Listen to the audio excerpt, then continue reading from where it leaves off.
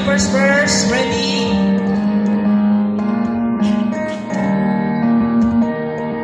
Onward, Christian soldiers, marching as the war. With the cross of Jesus, no victory door. Christ the royal banner is against the foe. Forward into Bethlehem, His banners go. Chorus. Onward, Christian soldier, still because of war. With the cross of Jesus, going on before. At the sign of triumph, sing the songs of faith. Golden Christian soldiers, hold the victory. If the nations listen, what the sound will praise. Brothers, lift your voices, Lord, your anthem sing. For one Christian soldier, marching us to war. With the cross of Jesus, going on before. Like a mighty army, of thunder above. Brothers, we are heavy, with us in control. We are not divided, no one mighty way. One equal and hungry, one in clarity. Oh, what Christian soldier, marching us to war. With the cross of Jesus, going on before.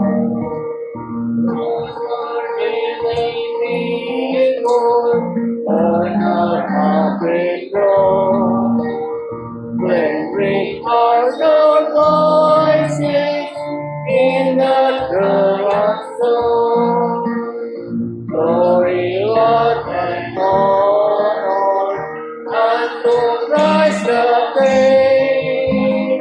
Jesus, the Savior, will sing. Onward, Christian soldier, marching us to war.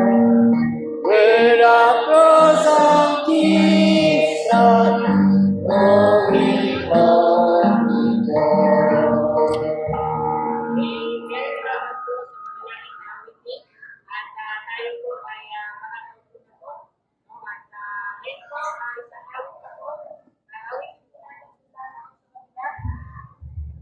Awitin po natin doon lamang po sa kabila, stand up for Jesus. On the first verse, ready? Stand up for Jesus, His soldiers on the cross.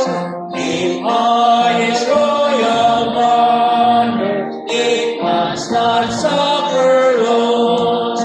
From victory until victory, His army is a lady. In every voice, His and Christ is Lord and King. Stand up for Jesus, the trumpet will obey. Until the mighty conflict, in this His glorious day. Lead on the land of service against an onward foe. Then all rejoice with Him, and strength, the shade of glory. Stand up for Jesus, stand in the strength alone. Amen. Sing on.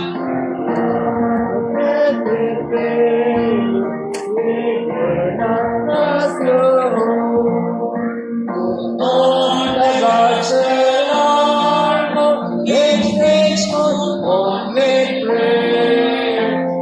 Good because ordained, there be never one thing there. Stand up for Jesus, the strife will not be low. This day the noise of laughter, the rings of victor's song. To win the overcome, long down on the day.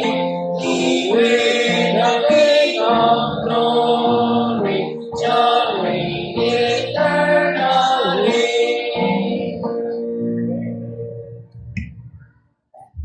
Amen. Salamat po sa panalangin na kawitin. At purihin po ang ating Panginoon. Happy birthday po sa bawat isa at happy anniversary na rin. So, tunay po na napakabuti po ng Panginoon isang taon na katapatan ng ating Panginoon kaya po tayo narito. So, salamat po. Especially, i-welcome po natin ang ating po mga panauhin. So, dyan po ang ilang kapatiran mula po sa paano ba ito sasabihin? Saan ba sila ngayon? Anyway, so, andyan po ang sister, ayun ang kapatid na, Sister Hazel. So, pakita niyo nga po, salamat po sa Panginoon at kasama po namin kayo. At gayon din naman, si Ma'am, hindi po, girl na si brother. So, Ma'am, pakita niyo nga po, Ma'am, salamat po. Anong pangalan po?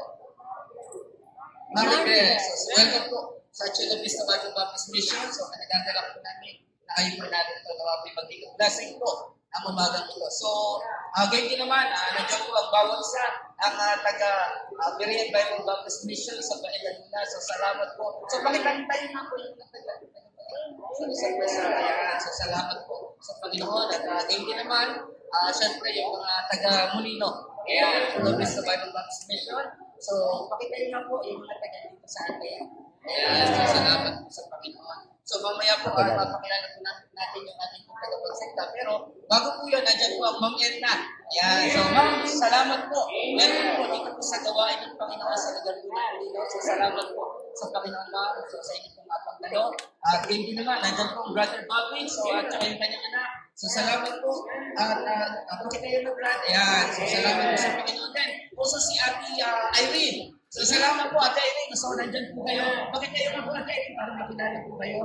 Ayan, salamat po. So, Lord, praying po, Ate Irene, for salvation. So, and then, syempre po, andyan din po ang family po ng Brother Aaron at Sister Kate. Ayan, mamaya makakarinig po tayo ng special number para po sa kanilang mga anak. So, ayan, so salamat po sa Panginoon as we continue. Ano tunay po na napakabuti po at mabiyaya po ang Diyos. So, sa ating pagpapatuloy ay hindi po natin magagawa ang lahat kung wala po siya.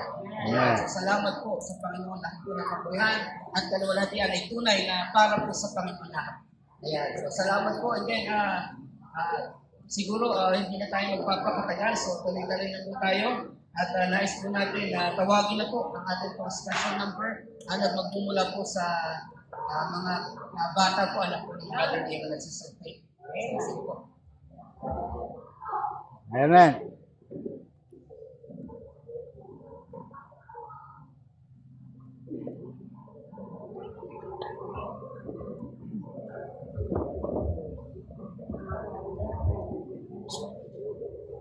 Amen. Amen.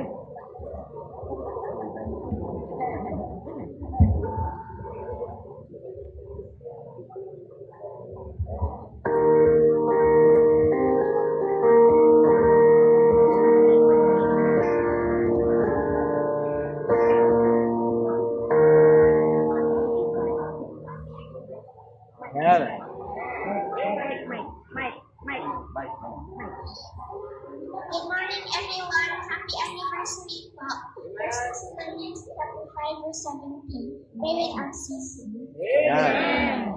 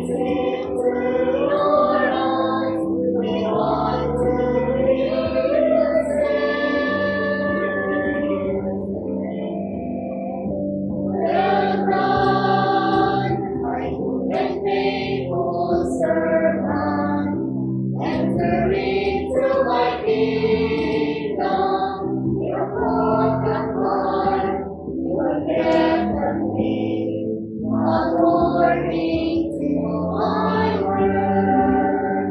Well done, my good and faithful servant, great is your reward.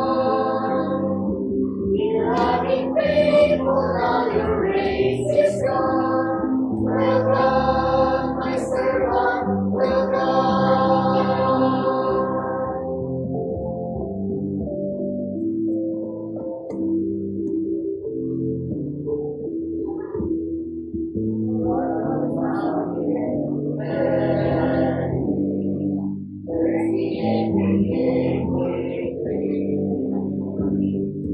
Serve others in my name. Hear the gospel of And you were light in the darkness. You were strength for the weary. You were my messenger. You said the gospel of God.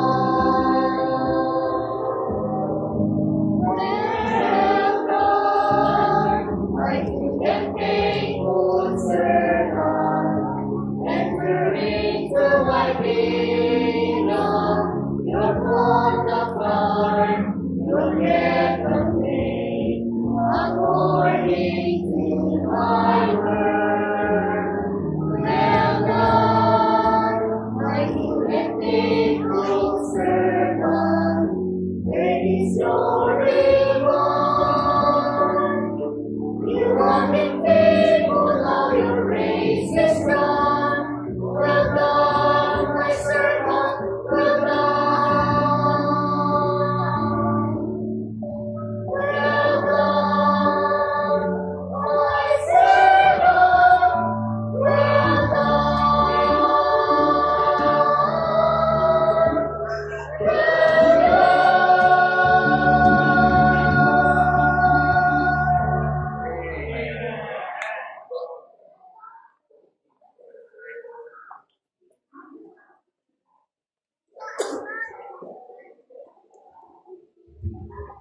Amen. So, salamat po sa Panginoon at nawa ay naihanda na po natin ang ating mga puso sa ating pong pinakamahalagang bahagi ng gawain po sa umagang ito at nais ko po na ipakilala, meron pa po tayong dumating kaya lang nandun tayo sa ano. So, yung atin po nga isa sa aking pamangkin. So, isa po siya sa ano, na nagmi-mission na po siya ngayon sa lugar po ng GMA Cavite. Ayan, so siguro ayan, mga ilang sandali lang pakilala po natin si missionary Archie Choson. So salamat sa Panginoon. Welcome po dito sa gawain po ng Panginoon. Kasama niyo po kanyang may bahay. Richard Archie, salamat po. At kayo po nararito. So Sister JM, sa iyo po yung kanyang may bahay. So, ayan. So, ngayon pong umagang ito, so tayo po ay nagagalak at tayo po ay meron pong tagapagsalita. So, ang ating tagapagsalita po ay tunay na blessing po, especially po sa akin.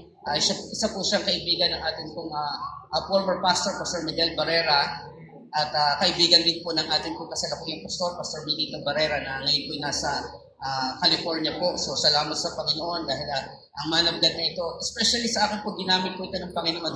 Pastor Edwin Tan, so, Pastor, talagang kayo po'y blessing sa akin, especially sa panawagan po ng Panginoon. So, ngayon ko lang po sasabihin ito. At meron pong, I think, year 2011, ako po yung first year po sa Bible School, na meron pong ginanap na camp dyan po sa may Don Ricardo, San Pedro, Laguna. So, isa po ako sa naka-attend doon sa biyaya po ng Panginoon dahil may nag-sponsor po sa akin. At yun pong gawain po na yun ay naging memorable po. At isa po si Pastor na talagang ginamit ng Panginoon. Siya po yung final speaker. At tandang-tanda ko po yung pagkakataon na yun. When I was in the Bible School first year, bagong-bago po. At isang hamon ang narinig ko po sa lingkod ng Diyos na ito na talagang nagbigay sa akin ng spark sa panawagan po ng Panginoon. Hindi lang daw po naglaro kami ng basketball doon or nag-enjoy sa mga activity, nakinig ng preaching. Pero one day, na sabi niya, meron pong tatawagin dito. At isa po ako sa nag-forward po doon. At ito pong pastor na ito, ginamit talaga ng Panginoon sa akin. At very encouraging. At sa bawat pangangaral niya ay talagang nakakahamon po. Siya po ay 40 years na mahigit na nagpapastor po sa Faith Bible Baptist Church din po sa Pasig. So siguro let us welcome po to our pulpit habang tayo po itatayo in honor to the man of God, Pastor Edwin Tan. Salamat po, Pastor, sa inyo pong pagpapakita. So, praise the Lord. Maraming sinabi si Pastor Juben na hindi ko na matandaan. Medyo naedad na siya. No? Siyempre tayong mga bata, makikita natin siya. Kagalakan ko po na makabahagi po dito. It's an honor, really an honor. At hindi lang honor, but joy na nakita ko po yung inyong pinasisimulang gawain po dito. It's exciting. It's really a journey para po sa inyo. Congratulations po sa biyaya ng Panginoon. Tayo pong lahat ay magbukas nung isang verse ng ating team and then mananalangin po tayo at tuloy-tuloy na po tayo sa ating pong 2 Corinthians, yun po yung pinaka-text po natin. At napakaganda nung umawit na magkapatid, ano? It's a very great challenge. At talagang mga gwapong-gwapo man sa nanay po, siguro sa nanay. Ano? Basahin po natin, chapter 3, verse 14. Kung handa na po, tignan po natin. But continue thou in the things which thou hast learned and hast been assured of, knowing of whom thou hast learned them. Manalangin po tayo. Ang presensya mo, Panginoon, ang natatanging dahilan kung bakit ang lahat ng pagtitipon saan mang dako ay nagiging isang mahalagang pagtitipon. Hindi po ang lugar, kundi ang iyong presensya. Salamat, O Diyos, sa natatanging katapatan katulad ng inawit ng koro, faithfulness, na ipinahayag po ng mga kapatiran sa gawain po ng Chula Vista Bible Baptist Mission. At ako po I'm overwhelmed, Lord. And right now, na makita po ang pananampalataya, pagtsatsaga, upang itaguyod ng patuloy ang Ebanghelyo at ang nasimulang gawain po, Panginoon. Purihin ka, Panginoon. Purihin po kayo. Napakabuti po ninyo. Pagpalain niyo po ang gawain ngayon ng Pastor Joben and his family and mga taga-bae. Makapanauhin po namin, Lord, thank you na sila po ay nakarating upang makibahagi sa pagdiriwang na ito. Wala po kaming masabi, Lord, kundi it's only by your grace kami po narito ngayon. Pagpalain niyo po ang salita niyo sa aming puso at sa aming buhay. Sa pangalan ni Jesus. Amen. Ang una po at marami pong salamat.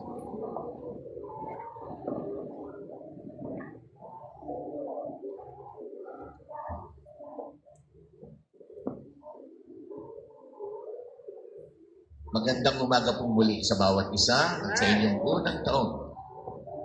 Naalala ko way back in 1979, kami po ay nag-celebrate din. 1980, ang first mission anniversary. 44 years ago. Sasariwain ko po, it's just very nostalgic, na makita. Noon po, wala pa po mga buildings po noon. Kami po noong panahon na yon, Nasa mga garahe po kami noon, ma'am. Nakikisiksik sa mga sala. Ganun po mga tipo po noon. So it's just, the memories are just overwhelming. Ngayong umaga po, ang pamagat po ng ating tema ay continue daw. Magpatuloy kayo. Alam niyo po itong salitang continue dito, ang Greek word nito ay meno. The word continue, ang salita niyan ay from the word meno, nang ibig sabihin niyan stay, abide, at endure. Ibig sabihin po, ito po yung salita na manatili ka dyan, magpatuloy ka dyan, despite the pressure. Ito yung magpatuloy ka, hindi, alam niyo po, madaling magpatuloy kapag sumisikat ang araw. Kapag walang problema, kapag lahat ay maayos, madaling sabihin, ituloy mo yan, diyan ka lang, madali po yun. But the context is different. Dito po ang sinasabi rito ni Paul, you continue, stay, stick, manatili ka dyan, ipagpatuloy mo yan, despite yung mga sitwasyon na hindi maganda. Despite difficulties, stay there. That's the meaning of the word. Kagabi po, nandun kami sa Hala-Hala, merong funeral service. Kausap ko po yung isang mag-anak ni Mrs. Kinukwento niya sa amin nung sila ay nasa Saudi Arabia. Nung pandemic, siya po yung nagkaroon ng heart bypass doon sa hospital po doon. Could you imagine, pandemic, walang tao. Ina-heart bypass ka, nasa Saudi ka. Tatay ka. And your families are back home. Your family is back home. Grabe po yung tension niya.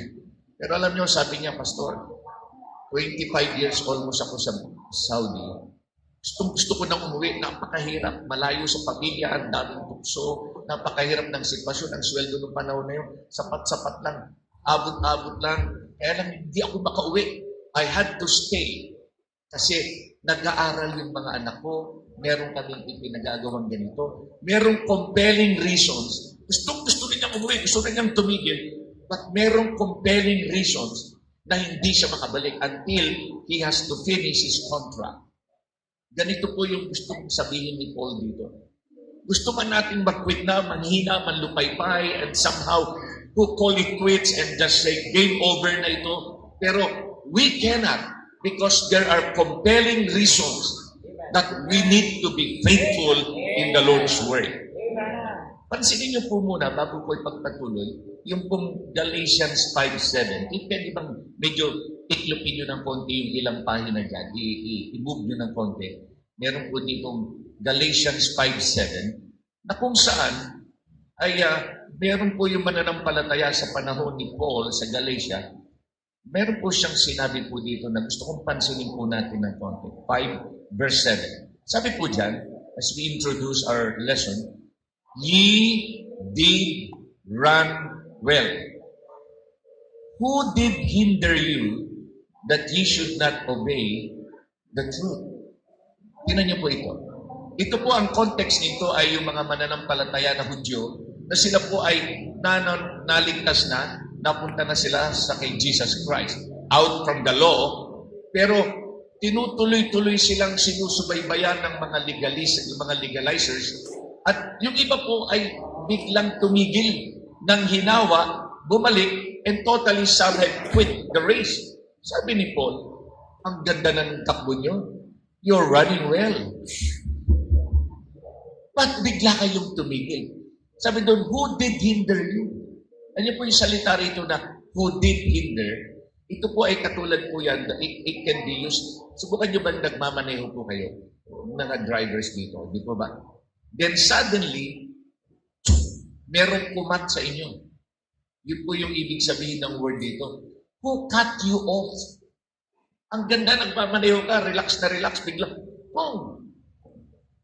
Minsan may aksidente kung nangyayari.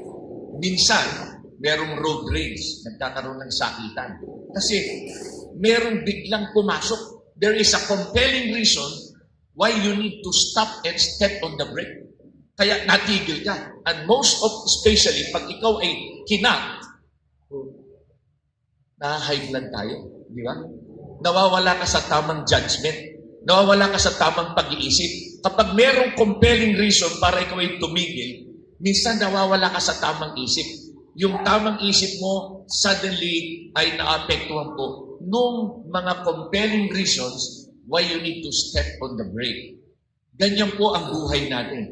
It's either we go or it's either we quit. Both ends, sa bawat bahagi po, merong compelling reasons bakit kailangan magtutuloy ka. Bakit kailangan tumayo ka ngayon dito, sabi mo, no matter what, regardless, come hell or high waters, hindi ako titigil. Meron din namang dahilan na darating sa buhay natin, mahigpit na sitwasyon na sasabihin mo, ayoko na. It's a reality. Marami na pong ganyan. 40 years, 45 years in the ministry, I have seen it, maybe, lahat ng kulay, why people continue and why people give it up. Ngayon pong ngayon pong umaga, 4 na bagay pong gusto kong ipakita sa inyo. 4 compelling reasons kung bakit ikaw at ako bilang mananampalataya ng Panginoon. Compelling reasons why we cannot afford to stop. Bakit isa lang ang pwede nating puntahan kundi magpatuloy lamang? Parang kabayo po. Focus lang sa isang direksyon. Darating yung time. Gugustuhin mo ng, teka muna, pagod na ako, tagal na, hirap na ako.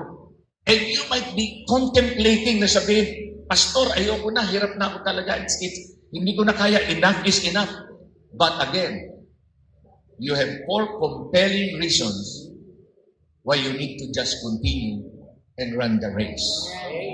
Number 1, puntahan po natin yung una. Verse number 1. Tingnan niyo po yung verse number 1. Sabi po dyan, balikan po tayo sa 2 Timothy. Sabi po dyan sa verse number 1, ito po yung unang dahilan. This know also. Napansin niyo po yung salitang know. Ang salita pong know dyan ay hindi lang po malaman. Ibig sabihin dyan, discernment. Alam niyo po, iba po yung perceptive discernment. Hindi lang po ito yung malaman mo, anong oras bukas, inauguration ni Trump bukas. No. It is, discernment is looking beneath, mas malalim na pagtingin. Sinasabi rito ni Paul, hey mga kapatid, huwag lang kayong tumingin sa ibabaw. Tignan ninyo yung lalim ng nangyayari sa panahon natin. Notice what he said. Sabi diyan, in the last days, perilous times shall come. Ang unang dahilan po, bakit po dapat tayong magpatuloy? Because perilous times are here. Now, tingnan niyo po ito. I will explain po the word perilous. Alam niyo po, yung salita pong time, perilous time, hindi po yan yung anong oras na po ngayon. Alas 10 na po sa inyo. 10. Hindi po yan yung ginamit na time. Sa Greek word po, may 2 pong words na ginagamit po. Yung pong tinatawag na kairos at saka yung pong chronos. Dito po, ang ginamit po dito ay kairos. Kairos.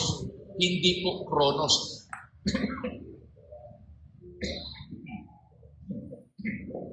Pag sinabi pong kairos, ito po yung kapanahunan. Parang ganito. Panahon ba ngayon ng lansones? Yun po yun. Kapanahunan ng lansones. Season. Ang ibig sabihin ng season. Yun ang kapanahunan niya. Pag sinabi mong chronos, anong oras na? Alas 10. Yun po yung chronology, di ba? Yung kaya sa mga relo minsan na medyo yung relo ay medyo complicated. Merong chronometer, no? Mas ginagamit yan sa mga navigational purposes.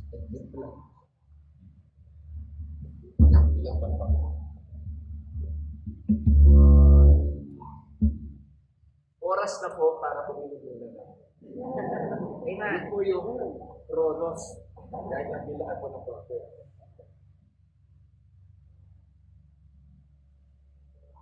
Pero inom ka ng inom ng tubig dahil sa amin, mainit, kapanahunan ng init. Yun po yung kaibahan po yung word niya. Ang ginamit po dito ay season. Ibig sabihin, ang kapanahunan, parang Christmas season, di ba? Christmas season. Yun po yung kairos. Pero pag sinabi mong Noche Buena, alam niyo yan. It's a specific time. Midnight yan, 12:24 ng gabi. So yun po, ang sabi rito ni Paul, there is now ang ihip ng hangin may kapanahunan. There is a season. It's a period. At ang sabi niya riyan, perilous ang panahon. It's a very perilous. The word peril, titignan ko po yan. Ano po yung salitang perilous? Ang ibig sabihin po niyan, in general, ito ang katangian ng panahon. Ang Greek word po ng salitang perilous ay kalepos. Ang ibig pong sabihin niyan, reducing strength. Yung strength na babawasan. Reducing strength. Bigyan ko kayo ng kwentong, simpleng kwento lang na para mas madaling sa intindihan. Nabanggit ni Pastor yung tawag niya. Tinawag ko ako ni Lord 1976. Yung panahon pong yun, katulad ng sabi ko kanina, ito po yung panahon na yun. Yun yung time na you have to talagang by faith talaga. Pupunta ka sa mission, wala ka talaga. As in zero. You just go there by faith. Nung nasa Bible school po kami, siyempre, walang-wala eh. Nasubukan nyo na po ba ito? Na, siyempre, magme-medyas ka. Pero yung medyas mo, halos ilang piraso lang. Nasubukan nyo na ba yung nagsuot ka ng medyas ngayon, hindi ba? Mga ilang hakbang pa lang siguro, dumadaos-dus na yung medyas. Hindi ba? Ang solusyon po namin dyan, siyempre, rubber band. Sino po maraming tumatawa. Okay. Those were the days. Yun po yung ibig kong sabihin. Yung medyas ko nun, lawlaw na siya. Yung elasticity niya, nawala na. Wala na yung strength niya na kumapit. Dahil na sa wear and tear, sa tagal ng gamit, at saka hindi lang sa tagal ng gamit, dadalawa lang yun. Isipin niya. Nasubukan niyo ba nung kayo yung nag-aaral na ang damit mo, dadalawa lang? Dahil wala talaga. Okay, those were the days. So, nawalan ng kapit yung medyas. Lalagyan mo ng lastiko, at pagtapos naman doon, yung lamang yung binti mo naman ang merong marka na ng goma, hindi ba? Yun po yung ibig sabihin po, isa sa kahulugan ng salitang perilous po dito. Ito yung panahon na nakakatakot dahil bumibitaw ang mga tao. Ang mga nanampalataya, bumibitaw. Yung pong ibig sabihin niya, naintindihan niyo po yun. Dahil merong tension point. Kasi kapag merong tension point, di ba? Yung medyas, hinahawakan niya, merong elasticity yung garter. Pero dahil yan ay bumubukan ng ganon, mga garter ng ating mga underwears, may tension point siya, nai-stretch siya. At masyadong matagal na gamit, at the same time, the extent of the pressure, humihina yung kapit niya. Mga minamahal, ang ibig sabihin ni Paul, ito sa buhay natin. Tatagal ang panahon, pag matagal ka na minsan, you go to church, ta-tricycle ka, choir practice. Yung bang wear and tear, yung every Sunday na lang, mechanical, routine, hindi naman laging anniversary, hindi ba? Hindi naman laging anniversary. It happens once a year. Pero yung ordinary Sunday na you have to go and visit, you got to knock on doors and distribute tracts. Sometimes, ang Tagalog nyo, mawawalan ka ng gana. Di ba? Mawawalan ka ng kapit because the tension, the problems, yung mga tukso, yung mga tinatawag na mga mabibigat na dalahin sa buhay natin, yung pambayad sa disconnections, all of these things do come. And they begin to what? Mapipresyo ka sa buhay nito. Ganito. Ganyan po ang nangyari po dito. Dito po, nagbigay po si Paul ng halos 20 tension points. Isa-isa po niya, ito ang panahunan, ito ang trending, ito ang nangyayari ngayon. Kaya nga sabi niya kay Timothy, the more na huwag kang titigil, the more na huwag kang bibigay, sapagkat ito ang panahon na kung saan ang mananampalataya, ang mga tao ay bumibitaw kung ano ang tama, bumibitaw sa paglilingkod, bumibitaw humihina sa katapatan sa Panginoon. That's the trend. Because the tensions around us, yung pong hatak ng sanlibutan, yung alok ng sanlibutan, yung tinatawag, tingnan nyo, bigyan tayo ng mga ilang bagay po dito. Sabi sa verse 2 and 3 and 4 hanggang sa verse 8, self-lovers, they begin na mas mamahalin nila ang sarili nila. Mas gugustuhin nila yung personal comfort. Di ba? Katulad niya, halimbawa, sa ngayon, di ba, pag nakita, isang kayo nagmimik sa basketball court. Ha? Basketball court? Sabi ko kay Pastor, kanina, Pastor, alam mo, ganito lang gawin mo. Diyan ka na lang mag-service.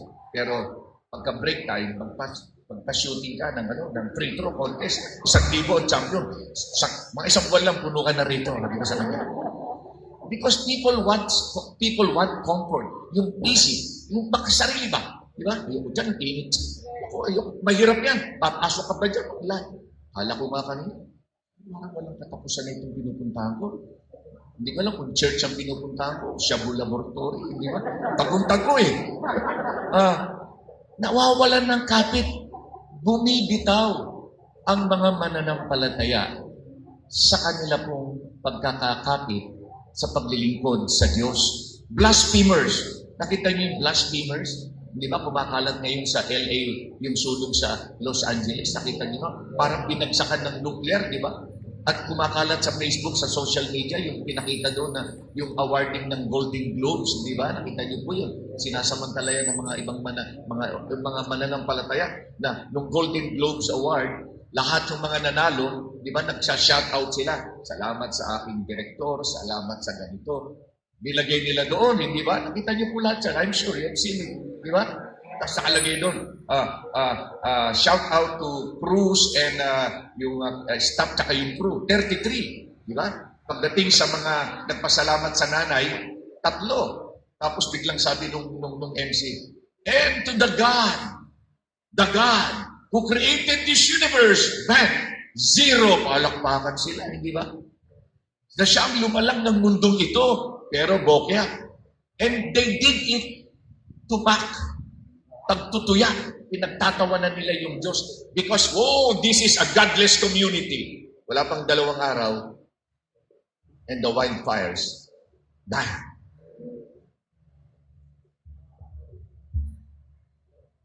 Ang tao ngayon, napakadaling kutsain ng mga bagay na may kabanalan. Ang mga tao ngayon, napakadaling kutsain ng mga bagay. Hindi katulad natin noon, di ba? Yung panahon natin, pag medyo yung bata o yung tao nagsalita laban tungkol sa Diyos, pag-humusbili ka. Di ba ginagano na? Pag-humusbili ka, itong babanggitin ng Diyos. Parang ano tayo noon. It's a big issue because God is God. But now, it's just a plaything. Pasaway, sabi dyan, disobedient to parents. Maraming mga kabataan na papariwara dahil hindi na nagpapasakop sa magulang. Sasabihin nila sa iyo, tay, nay, noon yun, di ba ngayon? Di ba? Yung mga kabataan ngayon, pag sinabihan mo, alam niyo, nung panahon namin, ganun sasabihin sa iyo, oo, tay, nay, noon yun. Iba na ngayon. Hirap niya na. Iba na raw panahon ngayon. Ang katumpakan, ang isang ugaling tama, hindi yan may kapanahunan. Ang ugaling tama, kahit anong panahon yan, tamang ugali yan. Hindi yan nababago. Hindi yan nagkakaroon ng modification. Sabi dyan, without natural affection, walang natural na pag-ibig na. Nandyan na yung mga iba't ibang mga damdamin na lumalabas sa lalaki at sa babae. Sabi dyan, lovers of pleasures more than lovers of God. Hindi ba? Meron kaya tayong member ngayon na natutulog sa oras na ito? Baka lang meron. Baka lang meron. Sana wag bangungutin. Ang sabi po dito, sabi po dyan sa verse number 7, nag-rundown lang po ako. Sabi dyan, they have form of godliness, but denying the power thereof. Ibig sabihin, itong panahon na ang tao, parang dumadami, Pastor Joven, ang mga reliyoso, mga group, pero panlabas na lamang, form of godliness, pero wala nang loman sa loob. Wala na yung tunay. Wala na yung power ng Holy Spirit. It is just pure and plain religiosity. Skin deep, surface naked. Sabi ni Paul kay Timothy, Paul, marami na ang bumibitaw, nagbabackslide. Marami na ang nanghihirapan ng kumapit. Magpatuloy ka. Huwag kang bibitaw. Narinig niyo na yung salitang yan? Huwag kang bibitaw, anak. Ano man ang mangyari, huwag kang bibitaw. That's the word that Paul was telling me. Despite the situation, kapit lang, hang on, no matter what. Ang sa mga simbahan ngayon, ang kapit ay lumalabas na. Ang kapit ay humihina na. Yung pressure, yung tension, hirap na. Yung garter ay lumuluwag na. Yung pagdalo sa church, yung paninindigan sa doktrina, yung paninindigan sa tamang moralidad, nababawasan na po ito at nagiging ampaw na, nagiging, ang tawag doon, malabnaw na. At wala na yung mga dating tinatawag na guhit ng itim at pula. Hindi, pwede rin yan. Okay rin naman yan. O hindi, yung mga hindi pwede noon, pwede na ngayon. Bumibitaw tayo, Pastor. Kahit anong mangyari, huwag tayo bibitaw sa turo ng Bible. Kahit ano pang mangyari, just stay true to what God has given us from the book. You will be tempted to compromise. Naalala ko po, yung akin pong nanay, siguro 30 years ago, 20 years ago, nagkaroon po siya nung isang umaga, parang yung nangiwi. Siguro 20 years ago. 94 na po siya ngayon. Nangiwi.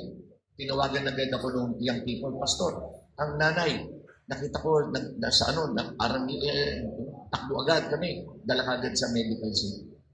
At alam niyo po, yung neuro doctor, ang isa sa test na ginawa niya, hindi lang yung tignan mo ito. May ginaganon eh. Di ba? Stroke eh. Pabuti na lang yung stroke ni nanay, yung nakiraan lang, yung tinatawag na, yun? Kiraan, ano yun? Ano tawag ko? TIA, di ba? Ano? Baka may medical dito o nurse. TIA, yung nakiraan lang. Yun. Di ba? TIA. Sabi ng doktor, in 24 hours, obserbahan nyo. Pag balik agad kayo rito. Pero pag in 24 hours, wala nang nangyari. Nakiraan lang yan. Nakiraan lang. Wala nang aftershock. Pero isa sa mga nakita kong tinetest ng pinahawakan yung nanay ko, hawakan mo to. Yung kanyang grip, yung grip po niya, kung yung kapit niya ay may power. Baba, buti naman. Yung ginalaw. Sabi ng doktor, isa sa mga tinesting yung hawak, yung power ng grip. Ang tanong ko po sa inyo, kumusta po yung kapit ninyo? Sana po, kapit tuko. Siguro alam niyo po yung kapit tuko. Pag sinabing kapit tuko, hilahin mo man ang buntot niyan, maputol man ang buntot niyan, hindi yan bibitaw. By the grace of God, I pray na yon ang maging paninindigan po ng bawat isa po sa atin dito. Sino po naman dito yung umakyat sa puno, nakabitaw? Meron po ba? Di ba? Sino po yung umakyat sa puno ng Alateris ang panahon na yun? Di ba? Alateris, yan po, Kamatsile. Hindi yung mga puno natin noon. Hindi na po alam ng mga kabataan ngayon yung mga puno na yan. Ako po, ang alam na lang ninyo, French fries. Di ba? Hindi nyo na alam yung mga puno na yan. Inaakyat po namin yan sa mga bukid-bukid noon. At kadalasan po yan, may mga nahuhulog po dyan kasi nakakabitaw. Mga minamahal, manatili po tayong strong grip. Ang ating paghawak ay matibay because that would keep us safe along the way. Pangalawa po. Timothy, huwag kang bibitaw. Marami na ang bumibitaw sa panahon ngayon. Marami na ang wala sa church ngayon. Marami na ang pupunta sa mga churches na iba na ang standard. Ang hinahanap nila yung nakatutuwa sa kanila. Stay, continue daw, Timothy. Number 2. Punta po natin yung pangalawang dahilan. Verse number 10. Tingnan po sa verse number 10. Sa 2 Timothy 3. Ito pong sabi niya. Timothy, thou hast fully known my doctrine, my manner of life, purpose, faith, long-suffering, charity, patience, persecutions, and all of that. Pagdating sa verse 14, sabi niya, but continue thou in the things which thou hast learned and hast been assured of. Why? Knowing of whom thou hast learned them. Pangalawang dahilan po ito, mga minamahal. Sabi niya, Timothy, kung ano man yung mga natutunan mo, ano man yung mga niyakap mo, ano man yung mga binibigyan mo ng mahalaga sa buhay mo, huwag mo kang bibitaw dyan. Magpatuloy ka dyan. Dahil, the second reason is this, kilalang-kilala mo yung mga tao na nagturo sa iyo. Amen. Huwag niyong kalimutan, life is more taught than taught. Hindi lamang turo, kundi buhay ang mahalaga. Halimbawa, nakita niyo si Pastor Joben dito. Nangangaral si Pastor Joben doon sa church. Di ba? Pagkatapos doon, lalaro siya ng basketball dito. Pagkatapos mag-basketball, ayun, nakaumpok sila, nag-iinom sila. Pakikinig kay Pastor Juben. Ay, sigaw-sigaw siya ganyan. Sigaw-sigaw siya ganyan, ang ganda ng mga turo niya. Oh, nakabarong siya, gano'n. Pero Pagkatapos po, nandun pala, naka-iinuman sila doon. Walang magiging nila. Sabi nito ni Paul, Timothy, kilala mo ko. Nakita mo yung buhay ko. At hindi lang po dyan, sabi niya, dun sa mga tao na pinanggalingan ng iyong natutunan. Di ba alam naman natin sa ating mga pag-aaral? Tingnan niyo po yung 2 Timothy. 2 Timothy 1.5. Singit ko lang po. 2 Timothy 1.5. Sabi po dyan, when I call to remembrance, sabi niya ni Paul kay Timothy, the unfeigned faith that is in thee, Timothy, which dwelt first in thy grandmother Lois and thy mother Eunice, and I'm persuaded na ipasa rin yan sa iyo. Ano pong nakita rito? Sabi niya, Timothy, nagsimula pa sa lola mo. Amen. Diba? Nagsimula pa yan sa nanay mo. At ang naipasa na sa iyan. And then sinama niya yung sarili niya, which is the most, yun ang particular na yung sa text na ito. At ako, na nagdala sa sa Panginoon, na ako, na nag-disciple sa iyo. Timothy, magpatuloy ka. Sapagkat yung meron ka ngayon, hindi yan haka-haka. Diba? Nagsumisan, sabi ng isang tao, huwag ka magpapaniwala sa mga hapon, yung dalawang mag-asawa, yung mag-asawang hapon. Sino yun? Si Mr. Puro-Puro at saka si Miss Haka-Haka. Huwag na kayo maniniwala dyan.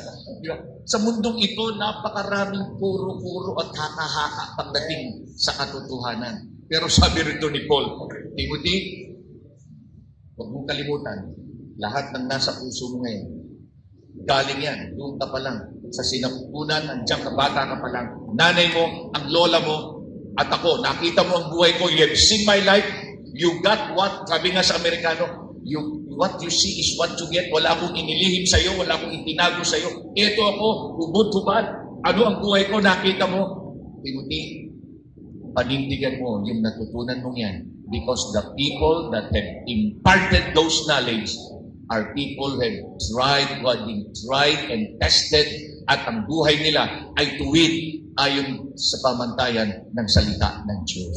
Amen. Alam niyo po yung salitang show. Tingnan niyo po yan. Tingnan niyo po yung salita. Tingnan niyo po yung salitang, tingnan niyo po yung sa verse 14. Notice verse 14, please. Tingnan niyo po yan. Yung salitang known sa verse 14, but continue thou in the things which thou hast learned, knowing. Nakita niyo po yan? Dito po sa verse 10, I'm sorry, verse 10. Tingnan niyo po sa verse 10. But thou hast fully known my doctrine. Yung pong salitang known, ang Greek word po niyan ay parakoloteo. Ang ibig sabihin po niyan, sundan mo ng malapitan at tabihan mo. Yung pong ibig sabihin. Yung pong salita dyan na known, hindi lang basta yan na, oy, nakita ganon. Kundi, ito po yung sinusundan mo, parang stalker. Parang stalker. Kung naalala ko si, isang kaibigan ko sa Pasig, si anak ng pastor, si Danny Siciliano. Adik siya sa Barangay Ginebra. Alam niyo, basketball? Yung team na Ginebra, nung panahon ni Robert Jaworski. Adik bagay hanggang ngayon. Si Robert Jaworski, si Big J, nasa death. Medyo malala na ang karamdaman niya physically. Pero ang Barangay Ginebra, alam niyo po ba yun? Aware ba kayo doon? Hindi nawala ang Barangay Ginebra. Grabe. Hindi nawala yan. Tuloy-tuloy yan. Itong si Danny, talagang idol niya si Big J. Pag nasa Dasmariñas, nagkakaroon sila ng huddle at saka yung mga practice, nandun siya, magdaan siya sa trabaho. Sa trabaho niya, may drip eh. May drip siya, kaya okay yung time niya. Pupunta siya doon. Yung anak niya, nung ipinanganak, ang pangalan, Robert Jaworski. Diba? Lahat ipinangalan. Ibig sabihin, pag may laro, nandun yan sa Araneta. Walang mintis. Ito po yung ibig sabihin ng salita na yan. Hindi ito yung nakipagkita lang. Ito yung talagang, kumbaga sa artista, ito yung personal ego. May hawak-hawak ng ganito, talagang sinusundan mo, tinitignan mo yung galaw, yung buhay niya. Ito po yung word, it's a close up and close, up close and personal na pagmamasid sapagkat hinahangaan mo yung tao na yun at meron kang gustong nakuha sa kanya. Ito ang ginamit ni Paul. Timothy, simula nung makakilala ka sa Panginoon, kumbaga sa Tagalog, binuntutan mo na ako. Alam niyo po yung gano'n? Guguntot-buntot ka. Ha? Naalala ko nung panahon nila Mrs. Nung sila yung mga high school, pinukwento niya sa akin. Yung mga barkada niya. Merong mga kabataan noon, di ba? Yung mga lalaki, di ba? Yung mga lalaki na Mga lalaki na kahit saan sila magpunta, may gusto sa kanila, bubuntot-buntot punta sa kanting, punta sa ganito, Pastor John. Sinusundan talaga sila, talagang visit na visit sila. Bubuntot-buntot kayo para kayong mga langaw. Sabi nila. Siyempre, mahal namin ang mga tae. Hindi ba? Sabi nung sorry for the di ba? Bubuntot-buntot. Yun po yung ibig sabihin. Bubuntot-buntot. Nasubukan nyo na ba yung langaw na pag merong hindi maganda sa kato? Ayaw umalis. Ganun po itong word na ito. Sabi niya, Paul, Timothy, kilala mo ako. Wala akong may tatago sa'yo. 24/7. Wala akong make-up. Wala akong nanay mo, lola mo. Walang itinago yan. Wala kang pagdududahan sa mga taon. Genuine yan, authentic yan. Kumbaga yan sa ginto. Tunay yan. Walang peke dyan. Yan ang mga nagturo sa'yo. Yung tinuturo nila, tinignan mo, pareho. Naalala ko si Carter. Alam si Jimmy Carter, kamamatay lang niya, hindi po ba? 100 years old. The 29th yata o pang-ilang presidente ng Amerika, he died last week. And then, nung nagsalita po doon sa Washington DC, yung chapel, yung national, yung state funeral service para sa kanya, tumayo yung apo niya at the age of 49. Tumayo. Ito yung introduction niya. Sabi niya, for 49 years, ang lolo ko bilang presidente ng Amerika, Jimmy Carter, sabi niya, Southern Baptist po siya. Sabi niya, kung meron isang bagay that stood, isang bagay na talagang nakakuha ng pansin niya, for 49 years, nakita ko ang lolo ko, yung buhay niya sa public at yung buhay niya sa private, pareho lang. His public and private life are just the same. Mahirap po yung minsan, nasa pulpito, pero pag wala na sa pulpito, alam niyo na ibig ko sabihin. Meron pong iba, pag nasa church, talaga naman smiling, di ba? Sis, pastor, kapatid pastor. Pag nasa bahay, maligay ka. Dalawang mukha. Sabi niya kay Paul, kay Timothy, Timothy, wala kang nakitang ganyan. You have only isang mukha lang nakita mo. Anong lumalabas sa bibig ko, yun din ang hakbang ng aking paa. Tuloy ka dyan. Huwag mo nang bitawan yan. Huwag mo nang pabayaan yan. Nasa iyo na yung tunay. Nasa iyo na yung dalisay na katotohanan, dalisay na turo ng Diyos. Napatunayan mo yan in the very people that taught you. The personal training that you got.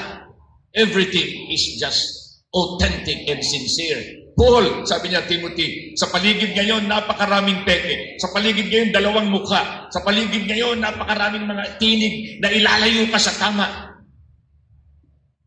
Patuloy ka because of the very people that tutored you, the very people that mentored you, ay tunay.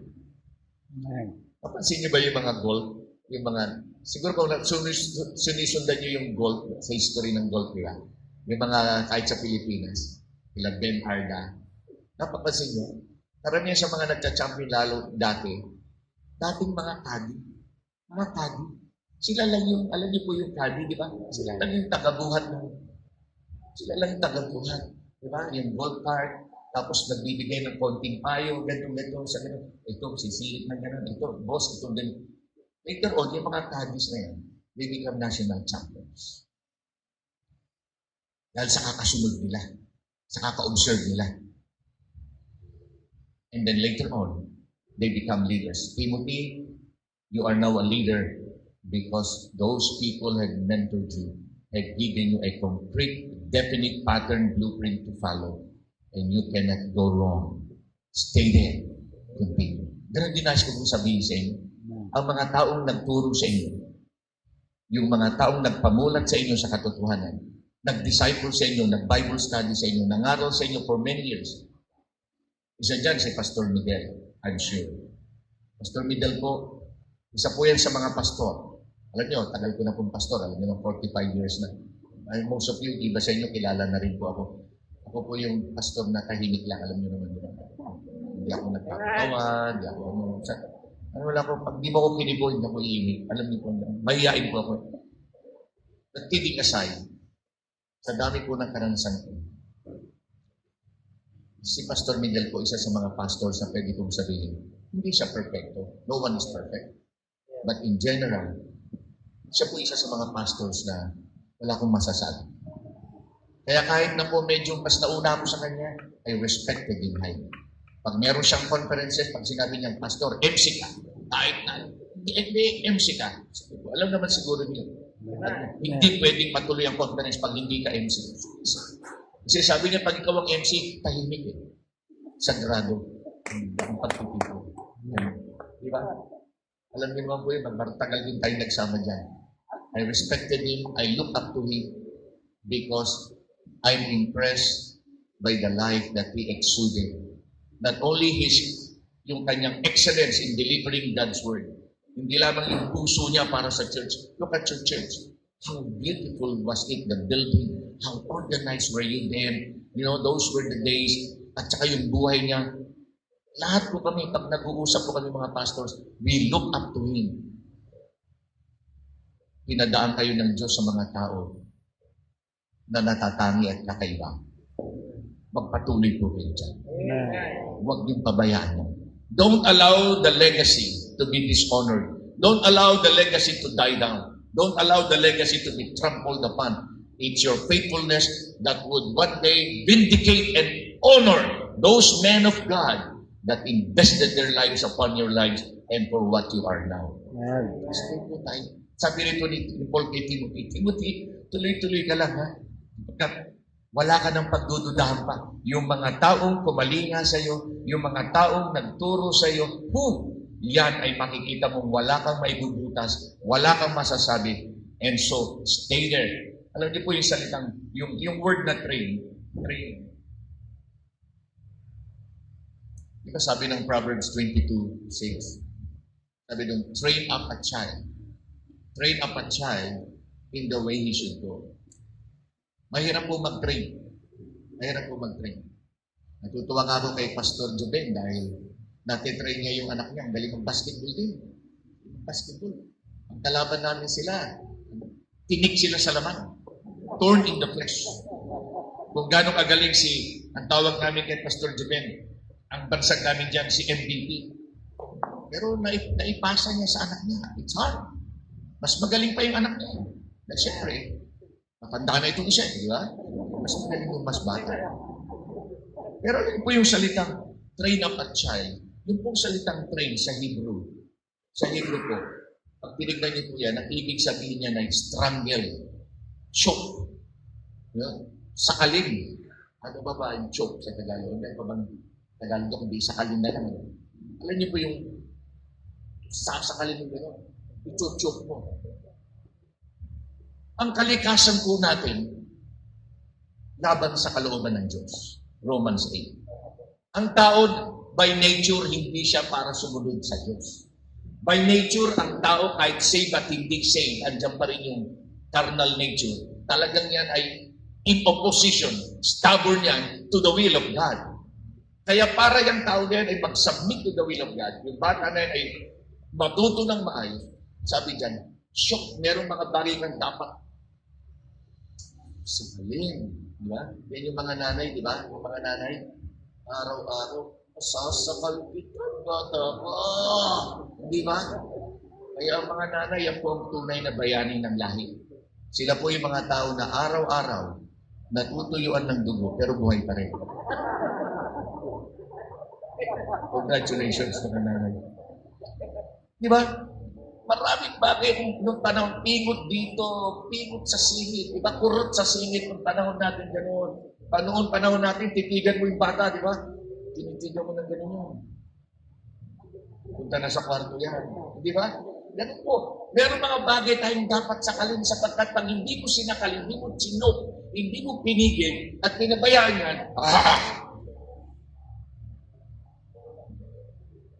Alam niyo yung bonsai? Diba yung bonsai? Kukuha ka ng alambre. Kung gusto mo yung bonsai, sexy. Doon mo dadalhin yung alambre. Kasi pag kailangan doon sila dumaan dahil yung alambre matibay yan eh. Talagang igagay mo yung kanyang sanga kung saan siya puporma. May pressure, may laban, may choking, may strong. Kaya ang salita is strong, strong. Yung word na yun? Strangle, that's the word. Another word is strangle. Talagang sasakalin mo. Laban po ito. Mga kapatid, yan po ang ginagawa ng mga pastors. They're trying to choke us. Yung mga preaching. Kaya pag nakarinig kayo ng preaching na medyo manghang, okay, tatambo. Okay, magtitisyon. Gusto mo masakit mo. Kailangan sakalin kayo eh. Ha? Kailangan i-strangle po tayo para hindi makalabas yung carnal nature, hindi makalabas yung ating selfish aspirations, kundi ang mamayani dyan, thy will be done, O Lord. So makita po natin na ang pangalawang dahilan po, natutuwa po ako sa inyo, dumaan kayo sa mga lingkod ng Diyos that are special in God's eyes. And you have been trained, molded, strangled, choked, so that you can be the man and woman that God wants you to be. So yun po yung pangalawa. Sabi niya rin, Paul, Timothy, stay true. You have tough times. Ang panahon ngayon ay iba, ang takbo ng ihip ng hangin. Pero diyan ka lang. Diyan ka lang. Truth, sabi nga ng mga truth, thick or thin, diyan ka lang. Basta diyan ka lang. Alam niyo, yan lang po ang kailangan natin sa Panginoon. Hintayin natin yung trumpet sound at sabay-sabay tayong umakyat sa langit. Meanwhile, diyan ka lang. Diyan lang.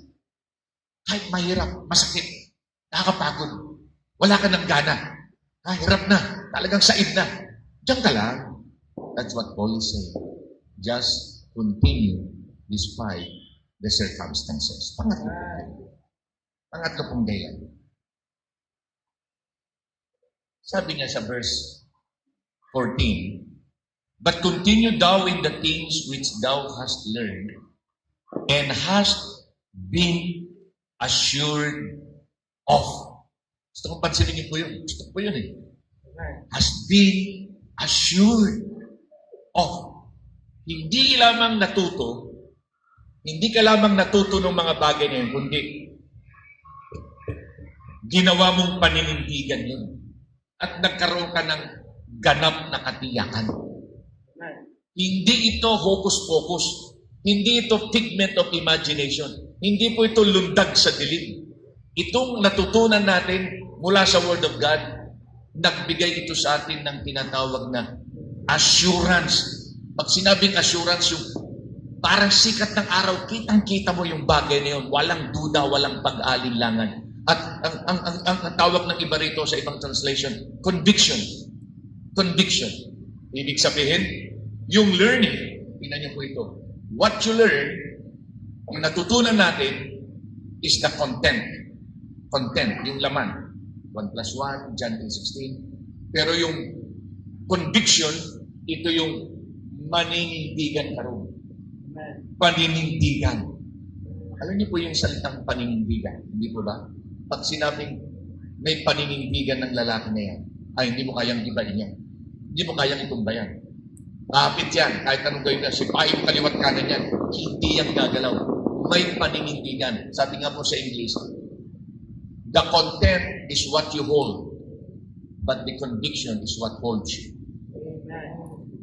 Yung natutunan natin, yan yung ating hinahawakan. Iniipon.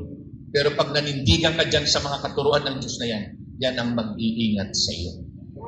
Yan ang magbibigay sa iyo ng proteksyon, yan ang magbibigay sa iyo ng tatag, yan ang magbibigay sa iyo ng tibay, yung mga turo ng Diyos na iyong paninindigan. Naku, tanong po kayo, gaano karami na ang dumating na preaching sa atin? Di ba? Yan, katulad ng mga sila sister, nag-take down notes pa, hindi ba? Ang wife ko mahilig mag-take down notes. Si ate nag-take down notes. Ayan, ang dami nag-take. You take in. Pero alam nyo, anong gagawin nila dyan pagkatapos? Wala rin. Wala rin. Tatago lang ni ate yan. Hindi rin lang ate. Si Mrs. Kumisan, binibigay niya sa akin after many months. Kung tingnan mo, ito outline mo, maalala mo. You see, but outlines are not enough. They are just intake. They are just knowledge. But when you begin to look at the principles and you begin to apply them, ibigay nyo sa buhay nyo, let it sink. At pamuhay nyo yan, it becomes a conviction. It will become a solid ground for you to stand on. Kaya sabi niya, Timothy, Eh, parang itong sinasabi ni Timothy. Magpatuloy ka kasi huwag kang bibitaw. Ang panahon ngayon, mapanganib. Ang trending ngayon, marami nang bumibitaw. Pangalawa, ang mga taong nagturo sa iyo, sure ball ka dyan. Swak. Pangatlo, sabi niya, yung mga natutunan mo, yan ay solid na katotohanan na mag-iingat sa iyo sa iyong buhay. Now, look at this. Tingnan niyo, for example, verse 15. Tingnan niyo po, for example, verse 15. Sabi niya sa verse 15, hindi ito distorted truth. Hindi ito yung tinatawag na hearsay. Ito ay katotohanan na ganap na magbibigay sa iyo perfect truth. Nagbibigay sa iyo ng katatagan sa buhay. Sabi niya sa verse 15. And you know what? Timothy, paalala ko sa iyo. Nung ikaw ay bata pa, from a child thou hast known the Holy Scriptures, which are able to make thee wise unto salvation through faith, which is in Christ Jesus. Tingnan niyo po ito. Itong salitang child, tingnan niyo po yan. Sabi niya, Timothy, itong Bible na ito, itong scripture na ito, na tinuturo sa iyo, na magbibigay sa iyo ng katatagan, pag nanindigan ka dyan, bata ka pa. Tinuro na sa iyo ng magulang niyan. Alam niyo po, isang mahirap pag-aralan yung word, no? Yung word study. Nakarinig ako ng preaching. Yung salita daw dyan na child, from a child. Alam mo na yung word of God. Sabi nung isang narinig ko, yan parang ay nasa sanggol pa. Nasa ano pa? Nandito pa sa sinapupunan. Pwede mo na raw turuan yung baby, which is parang totoo naman. Di ba? Kaya nga ibang magulang, di ba? Pag gusto nilang maging magaling kumanta, habang buntis ka, nilalagay nilang ng music. Alam niyo yun? Nilalagay nila ng music. Kaya pag anong bata, music ano siya. So, meron ganun eh. Yung iba naman, pag nagbubuntis, yung kwarto nila, tinatakpan nila yung picture ng asawa nila. Di ba? Nilalagay nila yung picture ng mga Alaska boy, di ba? Bakit ba? May problema na tayo doon. Para daw yung bata, kasi pag tinitignan niya gano'n, para paglabas ng bata, mukhang Alaska boy, di ba? Hindi ko mukha ng asawa niya. Parang gano'n lang po. Parang yung ginawa ni Jacob, alam niyo sa Old Testament, di ba, maghahati sila ng baka na ipapanganak kapag mayroong mga batik-batik kanya, sa kanyang biyanan. Di ba? So, ang ginagawa niya, pag kumakain yung mga baka, nilalagay niya ng parang batik-batik doon, di ba? Ngayon, maglabasan, abay, mga batik-batik na. Kaya, mukhang medically, mukhang okay yun. Sabi ng preacher, yung child dyan, ay simula pa nung nasa sinapupunan. Pwede mo nang kausapin, Brad, anak, ha? Laki mo, pastor ka, ha? Anak, ha? Pakabait ka, ha? Anak, ha? Nabasa ko rin sa Reader's Digest, merong isang kinakausap lagi ng tatay yung anak niya. Nung ipinanganak, may komplikasyon, nasa ICU, critical yung bata. Wala, hindi na lang kung anong gagawin. Gamot dito, gamot doon, nasa incubator yata, something like that. Anything, it was a critical situation. Pero alam mo, pumasok yung tatay, kinausap niya ng kinausap. Basta kinausap lang niya ng kinausap. At sabi doon sa Reader's Digest. Then, simula nun, nag-i-improve yung bata. Nag-i-improve. So, ang sinasabi nila doon, yung familiarity ng boses na yun, comforted the little baby. No? The people, batang bata pa eh. Bagong labas lang. Sabihin, kilala na niya yung boses na yun. Meron na siyang sensitivity to learn, to know, kahit nasa tiyan pa lang siya. Sabi naman nung isang nabasa ko kagabi, dinouble check ko, yung daw Greek word niyan ay, it's a baby na naggagatas, breastfeed, an infant. So it's about infancy. When you were infant, yun daw nagbe-breastfeed. But be it as it may, kung pwede doon, sino po ba rin yung nagbuntis na kinakausap niyo? Sino po? Yung buntis. Pinakausap mo, nilagyan mo ng music. Sino pa? Sino? Ganun din po kayo. Ano pong ginagawa niyo? Pinakausap niyo. Yung iba nga, kinakausap yung puno di ba? Diba, pag ano sila, pinapausukan pa nila, wag bunga ka, wag bunga ka. Kung yung puno, kinakausap niyo, dumadami yung mangga. Meron mga mangga dyan, di ba? Pero ang point ito, the point is this, sabi niya, Timothy, bata ka pa, binalot ka na ng katotohanan. At sabi pa dyan, yan na nagbigay sa ng kaalaman sa kaligtasan. And by the way, baka meron po tayong bisita ngayon o nakikinig po. Ang kaligtasan po, ang pagpunta sa langit, hindi po yan natatagpuan sa reliyon. Wala po yan sa Baptist. Tayo po ay Baptist. Chula Vista Baptist. Pero hindi po yan nakapagliligtas ang reliyon ng Baptist. Hindi po tayo mapupunta sa kaligtasan sa langit sa ating mabuting gawa o anumang reliyon. Wala po. Sabi diyan, kung gusto mo makita ang katotohanan ng buhay na walang hanggan, saliksikin mo ang banal na kasulatan at yan ang magtuturo sa iyo sa buhay na walang hanggan. At saan kayo tuturo ng banal na kasulatan? Kay Jesus Christ na nagsabing, ako ang daan, ang katotohanan at ang buhay. Walang pupunta sa langit maliban sa akin. Kaya mga minamahal, manatili po kayong tapat sa scripture, yung turo ng kaligtasan, na ang kaligtasan ay yung ginawa lamang ni Jesus Christ doon sa krus ng Kalbaryo. Yung po lamang. Manatili po dyan. At sabi niya, nagkaroon ka ng katiyakan ng kaligtasan sapagkat siyang text na yan. Verse 16.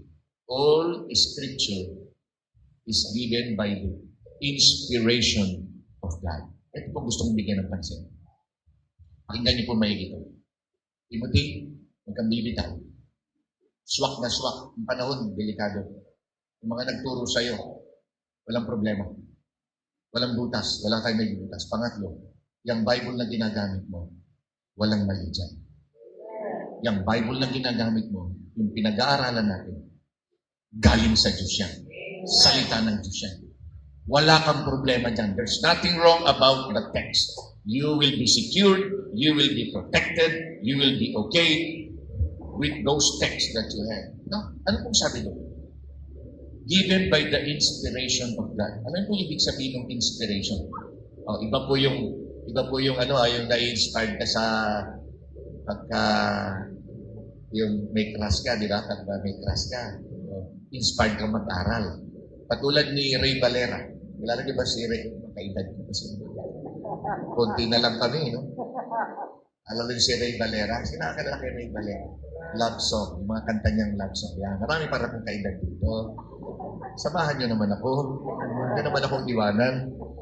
Di ba? Pag gumagawa siya ng kanyang mga kanta na kinanta nila Sharon Cuneta, most of them were sung by Sharon. Di ba? Gaganda, one of the best mga gagandang love songs sa Tagalog kay Ray Valera. Alam niyo kung saan siya gumagawa niya? Cementerio. Doon siya na-inspired. Alam ko bakit. No?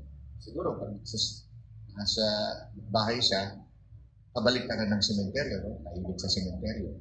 Diba? Sa bahay, may maingay. Diba? So, bahala na kayo sino yun. Ibig sabihin, iba po yung inspirasyon na yun. Yung na-inspired siyang sumulat ng tula, ng awitin.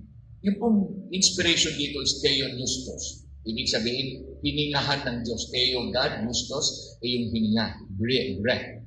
Ibig sabihin, hininga ng Diyos. Parang katulad ko. Kaya ako'y nagsasalita rito, may hininga po ako dito. Yung lumalabas dito sa hininga ko, nagiging speech siya, galing yan sa isip ko, sa puso ko. Pag pinalabas ko dyan sa speech, yun po yun, salita ni Pastor Tan. Yan po ang Bible. Galing sa isip, sa puso ng Diyos.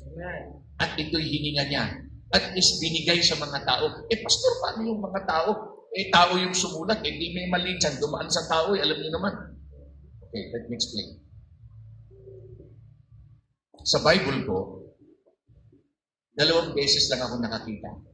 Ayaw ko lang baka makakita si Pastor ng pangatlo. Na yung Holy Spirit ay sumuko at tignan nyo yung epekto. I will show you the comparison. Number 1, punta tayo kay Virgin Mary. Virgin Mary.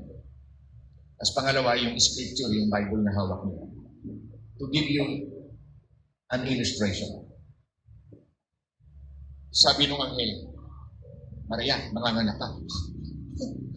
Lord, naman dalagang-dalaga ako. Wala na akong boyfriend. Wala na akong ano. Ay, tignan niyo po yung Facebook ko. Nakalagay doon. No relationship.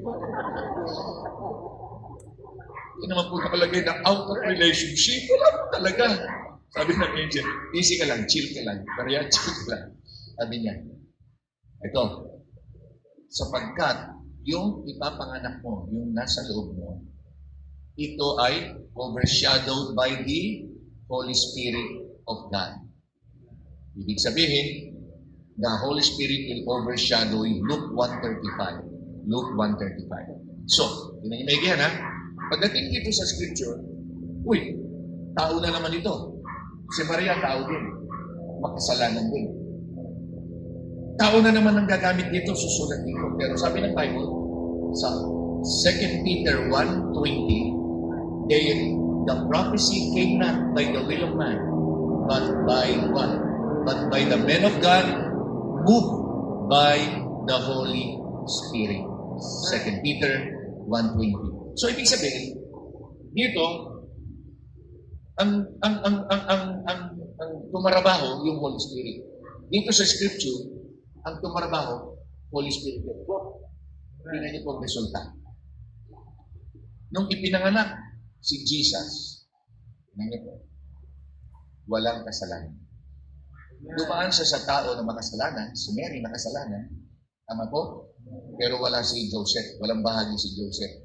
At hindi lang makasalanan si Mary, pero merong exception to the rule, merong divine intervention.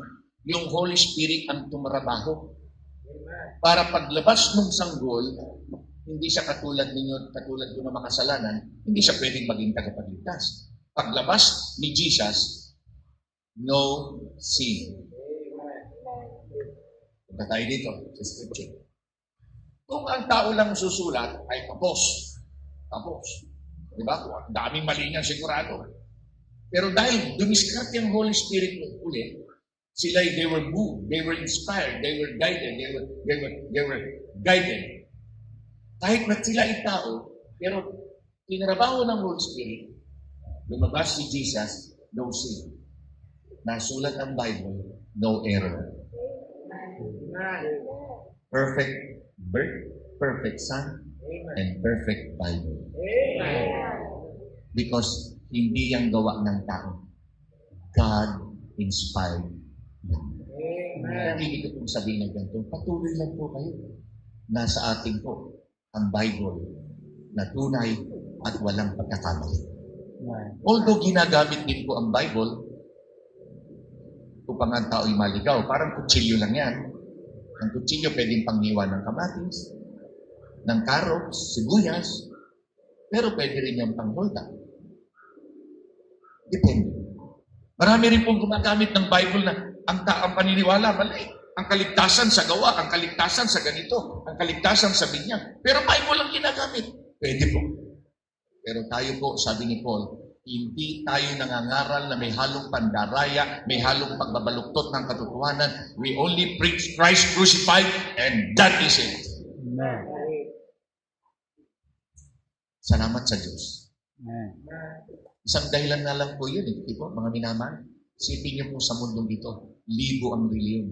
Sa bansa natin, libo ang pananampalataya. Pero tingnan niyo po ito.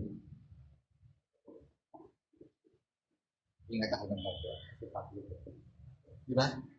Pag tinanong mo mga tao, kahit anong reliyon, pag ikaw ba'y namatay, sa langit ka pupunta, tiyak mo na. 99.99. Mag-interview kayo. Magkita tayo ulit next year. Mag-interview kayo for 1 year. Lahat ang tanongin niyo. Tanongin niyo. Brad, sister, office mate, classmate, pag namatay ka ba, tiyak mo sa langit ka pupunta. Sasabihin, gagarantiya ko na sa'yo. Ang sagot, ay wala, nakatitiyak niyan. Ay, hindi. Pagpatay na, malalaman mo. You see? Hindi nila alam, hindi nila tiyak. Pero may mga religion yan. Bible din ang gamit niyan. Pareho niyan. Hindi ba kayo natutuwa na inabot kayo ng mga nagtuturo ng Bible na ang tinuturo sa Bible ay ang kaligtasan ay natitiyak na lalaman na sisiguro buhay ka pa. Pag namatay ka, langit ang punta mo. Amen. That alone should be enough to motivate and to compel you to stay there no matter what happens. Sige mo yan. Alam mo pag namatay ka. Well, the rest of the Philippines, almost 95% or 99%, hindi alam. Walang alam. Hindi nila alam yan. Pagkalang tayo dito, alam natin. Dahil sabi ng Bible, these things were written that ye may know that you have eternal life. Amen. Sana sapat na po yan. Kahit yan na lang po. Ay sapat ng dahilan para magpatuloy po tayo. Yung ikaw nalaman mong langit ang punta mo while the rest of the world is still searching for the answer. Paul said, Timothy, continue ha, sapagkat yung ating Bible Perfect yan. Walang mali yan. Sapagkat sabi niya sa verse 13, napansin niyo yung verse 13? Ito ang panganib sa verse 13. Sabi niya sa verse 13, for they, 2 Timothy 3:13, but evil men and seducers shall wax worse and worse, deceiving and being deceived. Nakita niyo po yun? Sapagkat sa panahon natin ngayon, ang masamang tao ay lumalaganap from bad to worse. At sabi diyan, sila'y nandadaya at sila din naman ay nadaya. Alam niyo minsan, di ba ganito lang yan? Pag tinignan natin yung mga nandadaya, parang nagagalit tayo. Scammers, mga scammers. Di ba? Na-scam na po ba kayo? Pero sa totoo lang, pag tinignan mo yan, sila rin nadaya. Para maging scammer sila at panloko ng kapwa, naloko na rin sila ng kaaway. Ganun lang po yun. Although, sila ang nagiging instrumento, pero hindi nila alam, naloko na rin sila. Parang gano'n lang po yun. Alam niyo po, ang pandaraya may domino effect. May domino effect po yan. Katulad po ng isang pastor natin doon, narinig ko lang 3 days ago. Kaibigan ko sa Bicol, na-involve sa scam sa mga sasakyan sa Isabela, na iba't ibang units. Mga pastor, sinabihan niya, ginawa siyang video. Pag-deposit kayo ng ganito, depende kung high-end ang gusto mo, ayun ang deposit. Abay, nakuha, tayo pastor. Ngayon, away-away sila doon. Ngayon, ang church niya magulo. Ngayon, yung isang pastor gusto na siyang demanda. Ngayon, sira na ang testimony niya doon. Deception has a domino effect. Pag ang isang member, halimbawa po, isang tatay sa church, tumigil sa pagsisimba, pati anak, pati asawa, may domino effect po yan. Kaya mga minamahal, the best recourse is this. Manatili sa katotohanan, huwag liliko sa kaliwa, huwag liliko sa kanan. Because your goodness and your righteousness and your stand for the truth, meron big domino effect yan. You will also be able to lead others to the truth of Jesus Christ. Stay there. Kaya po, sa mundong ito, sabi niya yung salitang wax, the word wax there means to progress. Dumadami. That word wax there means dumami, magdoble, to grow and progress. But sabi niya, Timothy, kahit na maraming mga mandaraya, iba ka. Kaya magpatuloy ka sa pagtuturo ng katotohanan so that more people will have the truth in Jesus Christ. And the last, panghuli po, sabi niya, ito po yung positive motivation, sabi niya sa verse 17, that the man of God may be perfect, thoroughly furnished unto all good works. Panghuli, sabi niya, Timothy, magpatuloy ka, huwag kang lalayo, huwag kang naalis, huwag kang titigil, sapagkat sabi niya dyan sa verse 17, sapagkat you have been equipped, you have been prepared to serve God and to good works. Ibig sabihin, God will bless your labors. The Greek word for perfect is artios. Ibig sabihin, kumpleto. Subukan niyo naman tumawag ng karpintero? Sira yung kotse mo o yung bahay. Kumpleto ba ng gamit yan? Di ba? Yan ang tanong natin. Kumpleto ba gamit niya? Matatapos na ba ito ng isang araw? Sabi dito ng Bible, the Word of God, profitable for doctrine, for reproof, for correction, for righteousness, you are like a perfect. Kaya sinabi pa yung salitang furnace Di ba? Alam niyo, sa bahay yan furnace, fully furnished. Pag ikaw ay nasa bahay, paupahan, at nakalagay doon, fully furnished, ibig sabihin wala ka nang hahanapin pa. Kumpleto na. Lahat ng kailangan mo, nandiyan na. Kaya medyo mahal ang upa nun.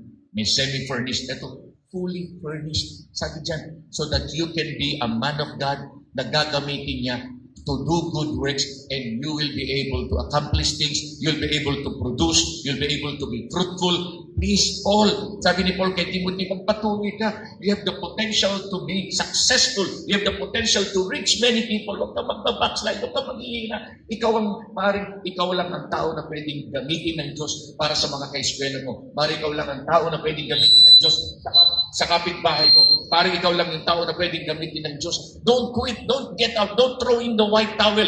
Stay there because you have been prepared by God to produce spiritual fruits. Isipin niyo po, pag kayo, bigyan ko kayo ng konting imagination lang. Isipin niyo na lang halimbawa, kung lahat ng mananampalataya na kilala natin at nakasama natin dito, sama-sama pa rin tayo ngayon. Siguro libo na tayo dito sa inyong gawain. Imagine the manpower. Imagine the resources. Imagine the potential of what we can do in this area. Kung lahat nandiyan dyan, but some had quit. Some have departed. Some gone wayward. Some wala na. But my point is this. We cannot control this situation. I'm concerned about you. Diyan ka lang. Sapagkat meron pang mga tao na maaaring maligtas, tumibay, dahil ikaw ay nagpapatuloy. Kompleto po kayo. You have been equipped. You have been equipped by the Word of God. Wala ka nang hahanapin pa. So please, ang iyong paglilingkod ay hindi panlupa. Ang paglilingkod natin, panglangit, eternity. Jesus empowered you. I can do all things through Christ. Hindi lang yan. It will not be forgotten. Hebrews 6:10. At sabi sa 1 Corinthians 15:58, your labor is not in vain in the Lord. Ladies and gentlemen, this morning, bago po tayo magtapos, I'd like to congratulate you for staying put. And I pray, huwag bibitaw. Diyan ka lang. Tuloy lang ang laban. Because we are engaged in the greatest thing in this world. At yan yung pangangalat ng kaluluwa. At kung meron pong hindi paligtas na narito ngayong umaga, maring ikaw ay isang panauhin, pero hindi mo tiyak pag namatay ka sa langit ka pupunta ngayong umaga. Hindi mo matanggap ang regalo ng Diyos na buhay na walang hanggan. Yung sinabi ni Paul kay Timothy, bata ka pa, Timothy, naunawaan mo na ang katotohanan ng kaligtasan. Yan yung si Kristo. Yan yung namatay sa krus. Maging tapat ka dyan. Kung hindi ka paligtas ngayon, kaibigan, ang Panginoong Yesus siya namatay para sa iyo. Hindi ang religion, hindi ang iyong mabuting gawa. Si Jesus na namatay sa krus. At alam mo, sabi niya, nung siya namatay sa krus, binayaran niya kasalanan mo para huwag ka mapunta sa impyerno. Sabi ng Romans 6:23, ang regalo ng Diyos ay buhay na walang hanggan na nakay Kristo Jesus. Ang Diyos ay may regalo para sa iyo at para sa akin. Regalo dahil bayad na po ito. Binayaran na ni Kristo sa krus. 2,000 taon na nakalilipas. Ang gagawin mo na lamang, tanggapin mo ito. At pag meron kang buhay na walang hanggan, pag ikaw ay namatay, sa langit ang iyong punta. Tayo pong lahat ay tumayo. Lumukot ko.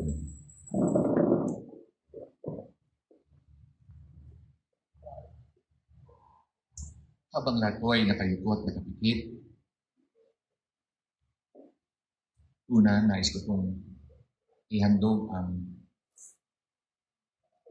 altar call sa mga kapatiran na bumubuo ng Chula Vista. Primarily, this is for you to stay and continue.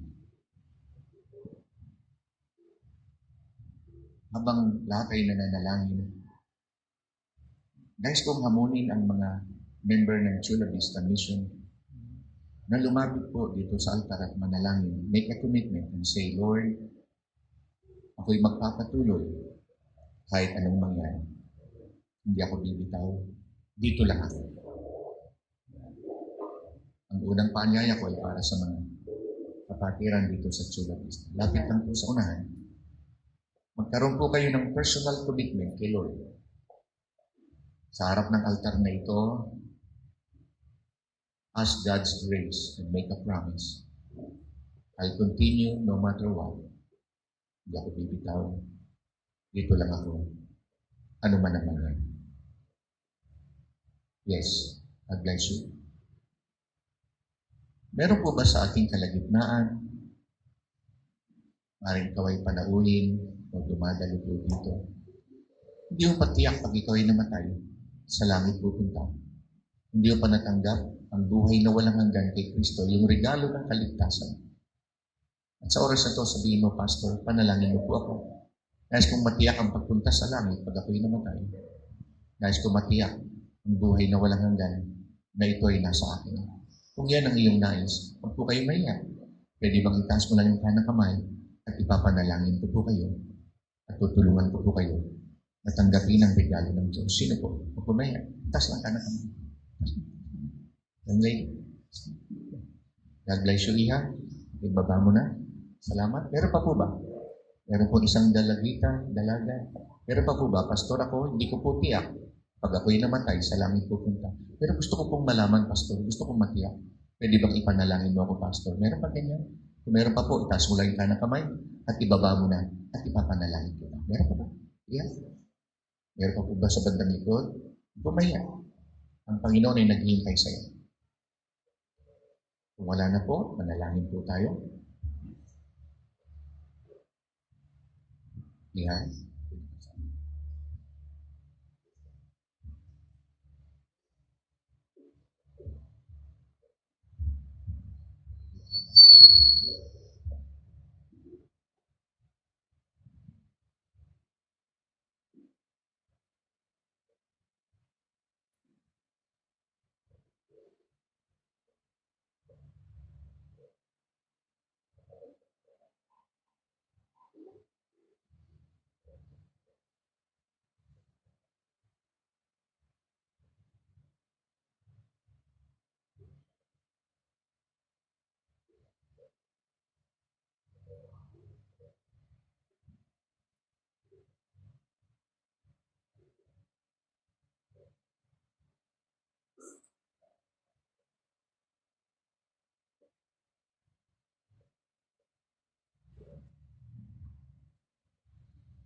O Diyos na dakila, salamat po sa iyong kabutihan sa aming kalagitnaan.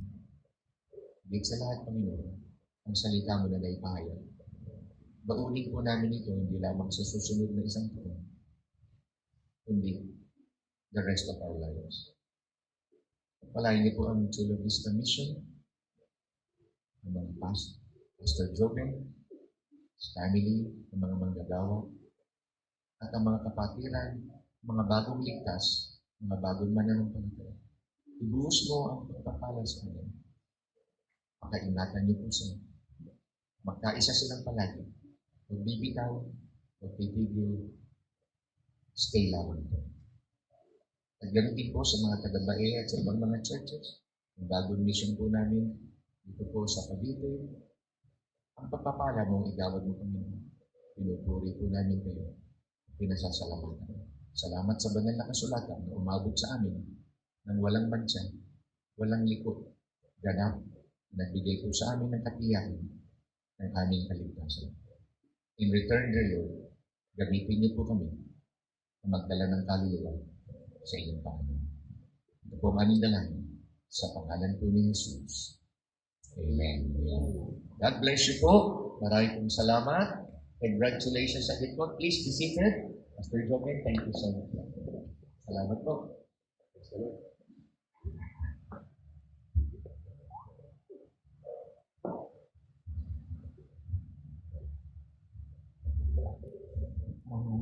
Alala po sa lahat. Pagbibigayan po ito ay para lamang po sa mga member ng mission na ito. Sa mga bisita po, hindi po kayo inobligang magbigay. 2 Corinthians chapter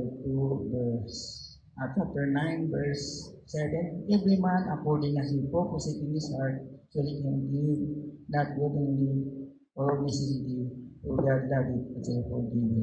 2 Corinthians chapter 9 verse 7. Tayo po yung manalangin. Ama namin Diyos na banal, dakila sa lahat. Muli o Diyos, kami po ay patuloy na nagpupuri sa inyo sa araw na ito. Salamat po sa napakagandang panahon na pinagkaloob niyo sa amin at ganoon din po sa mensahe na pinagkaloob niyo sa amin. Salamat po at sa mensahero po na inyong lingkod Patuloy po kami nagpapasalamat din at pagpalain niyo po kahit po ang kanyang pamilya, Panginoon. Pagpalain niyo po at salamat po sa kahit po sa aming mga biyaya na pinagkaloob niyo sa amin, Panginoon, sa nagdaang linggong ito. Salamat po. At narito po kami ibibigay sa inyo, Panginoon, aming mga handog, Panginoon. Kayo lamang po at mapuri at maluwalhati sa pagbibigayan na ito at nagamit-gamit po sa lugar na ito, Panginoon. Sa pangalan lamang ni Kristo Jesus, isamot dalangin. Amen. Amen.